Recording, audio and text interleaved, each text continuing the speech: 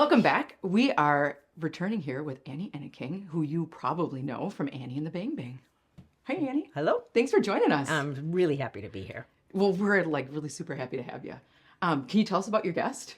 Oh, this is Bun Bun. And the brief story around Bun Bun is that I found Bun Bun in the trash in my neighbor's yard. And I was like, who would throw out a beautiful little plastic bunny? And I brought him home and he lit up. And I was like, oh my God, this is treasure. And then 2 days later, we left on our first Colorado tour together. And I was like, so Bun Bun goes with us everywhere, even when we stay in hotels along the way, because he's like our nightlight.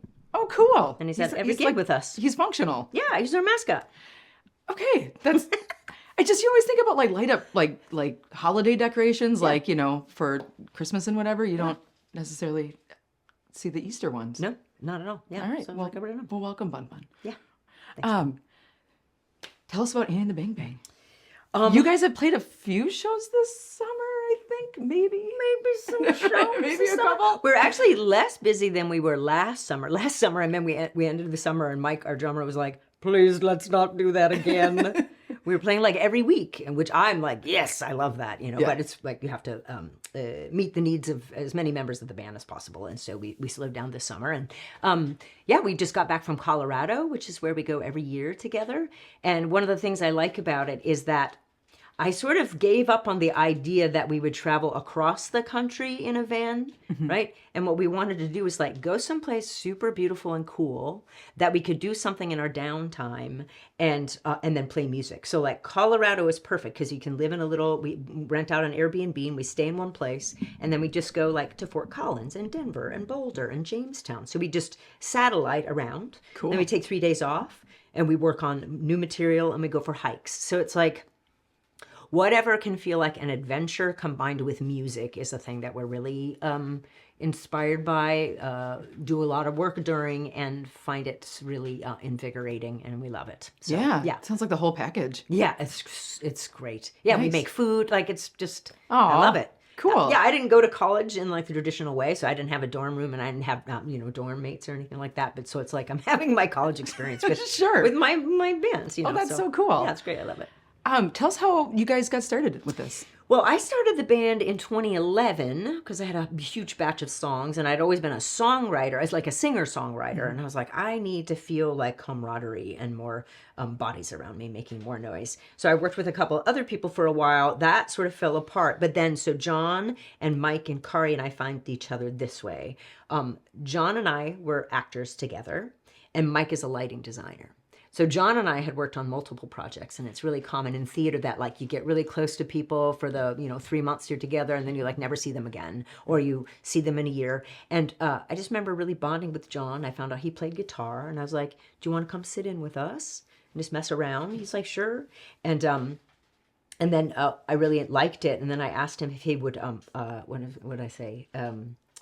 Be in an open relationship with the band, because I didn't want him to feel like he owed us anything, Sure. or if he played and I didn't like it, what should we do? Because we were friends, So I was like, so we played that way for a while, and then I was like, "Will you marry the band?" And he's like, "Yeah."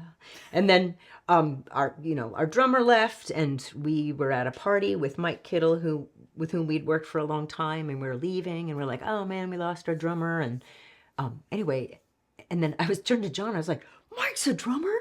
Oh my God!" And then so we got together that way, and then Mike remembered that he knew a woman in college who played bass, and I was like, "Well, that seems ridiculous because college was a long time ago. That's a couple of years ago. That was a couple of years ago." And so we just invited Kari to come over and we do audition in quotes, because for me, and I think for everyone in the band, it just literally has to be you want to be here as much as we want you here. Yeah. You know what I mean? Yeah. So the vibe just has to be nice. Yep. And that was true for all of us. We were like, no, I want to be able to, I want to be here, and I want to be with these people, because we're going to be in a relationship. So I feel like I'm in a long-term relationship with these people with whom I get to be creative and kind of work out human dynamics. I'm super fascinated by being able to say, I want this, or I don't want this, or for somebody else to feel free to be like, "You know what, I want this to happen." I would really love to feel like everybody, as much as possible, in all areas of my life, I want to trust that they're just doing what they want to do. Yeah. Sometimes that gets lost. It does get Right? lost. We get So I find distracted. I have to practice it. And I feel like being in a band is a really good way to practice. I love that characterization. Yeah. Awesome. Yeah. You have a new release out, Yes. right? Yeah. And you also have a release show coming up in October. It's October 22nd. Tell us about your recording process. Oh my God. Well, Because it's really cool. Like, I just know like probably like this much about it, but yeah. Well, at some point, the way it all started was that we go on these adventures together, these tours and retreats where we go specifically to write, and we leave town to do it. And at some point, we brought a record player with us, and we found that every song we wanted to share with one another was like from when we were kids. So it was all this music from the 70s. It was like, oh, that's amazing. And then we're like, oh, we're also kind of already starting to write music that sounds like the 70s. Why don't we just kind of really immerse ourselves in this? But we're also, kids of the 90s, so we can't avoid our grunge roots too, you know what I mean?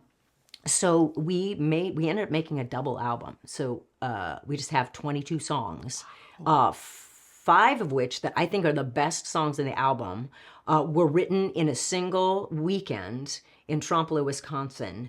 And anyway, long story short, like 75% of the songs come from riffs that John generated, and I'll walk around and listen to them, and I'll come up with stories and pictures and words that have meaning for me, and we all come together and craft them together.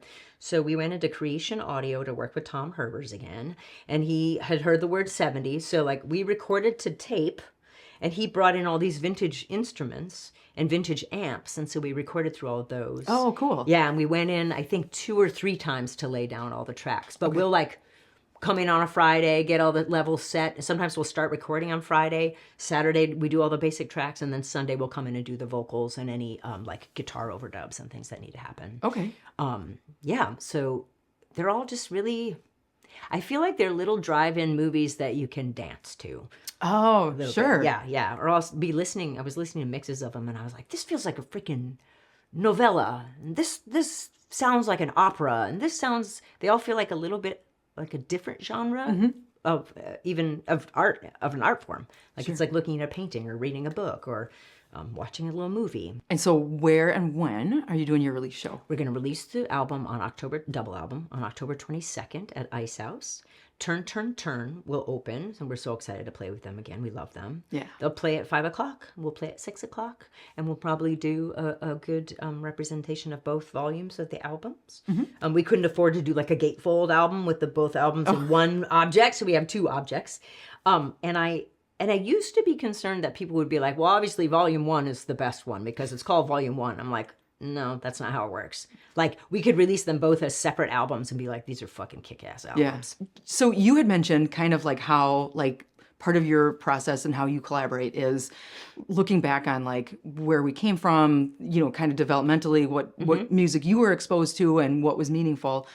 What do you think as an artist now, kind of in terms of like gender representation, like some of the differences that you see now and then like back in the day, like in the 70s, 80s, 90s? Well, I think it's, my experience of it is that I lived with the mom. My dad died. We would travel across the country, moving from place to place in a green van, and my mom only had 4 8-track tapes. So we listened to Janis Ian, Anne Murphy, America, and like early Bee Gees, and Chicago. Right? Okay. So I always grew up around like women singing. And there was Elton John too, all those kind of things, right? And for me in the Minneapolis music scene, I come from theater. So I was really busy doing theater all up until I think I quit being an actor in 2016 because it was breaking my brain. It was not a healthy place to be a person anymore for me. So I'm only coming to the scene more recently, and I feel like a lot of the bands I go to see are female fronted. A lot of the bands I go to see have people of color who are the lead singers or part of the band. So I feel like there's a great deal of diversity, but also I'm a white person, and so I can't truly speak to that idea. But like, I remember one of the first times I went to see John Clifford to get my hair cut, he was talking about Cyndi Lawson, who I didn't know because I didn't know anything about music back in the day, and I was, only just really starting myself too to really take this seriously as this project. And I was like, oh man, I'll check her out. And I was like, holy shit. Like, so I feel like my experience as a music goer and as a music lover is that I've been surrounded by women my whole life, and I really look up to them and enjoy the output. Tell us a little bit about your theater background. I started doing theater. The first time I saw a play here at the Children's Theater, I was like, I want to do that. So I started when I was about 14, and I was an actor there until I was about 19, and then I stopped for a while, and then was a professional dancer for a really long time, and then I got back into acting again, and I've worked all over the Twin Cities, and as a dancer was traveling across the country performing as a dancer. And then in 2016, I just had too much. It was too much. And there were several times actually in my acting career where I look back and I had to get really sick to be able to quit. Like when I was very young, and I had a lot of this responsibility on me. Like when I was about 15 or 16, I developed a hardcore eating disorder and just had to stop everything and be hospitalized. And then later when I was like 19, another thing happened and I just had like a psychic split and I had to be hospitalized, so I had to stop. And then this time around, I was like, I never see my children. And I was also getting super OCD about the rituals around preparing for performance. So I had to drive the theater in the same road. I had to listen to the same CD. I had to walk in this, I was like, you're getting sick again. You're getting sick again. Yeah. And, my husband was so helpful, and he's like, we just talked about this recently because I've been processing like how I wasn't there for my kids in a way because of the demands of theater. And he was like, what he understands now is I was just in a massive trauma loop for like 15 years. Wow. Or 10 years or whatever it was. And I'm super glad to be out of that. I'm not orbiting that system anymore, but I am a stage combat and violence person. So now I get to go work in theater and get to be with actors who I love, and I get to help create stories with the body, either around violence or around intimacy, so that everybody is safe, everybody knows what they're doing, they like it, and they're fucking good at it.